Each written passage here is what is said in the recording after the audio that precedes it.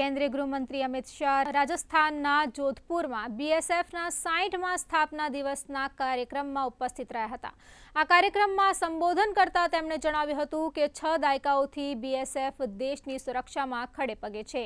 તેમણે જણાવ્યું હતું કે સૌથી વધુ પદક જીતનારા બીએસએફ ઉપર સૌને ગર્વ છે। બીએસએફની સજાગતાને કારણે જ સરહદના આશરે 300 ગામ હવે વાઇબ્રન્ટ બન્યા છે।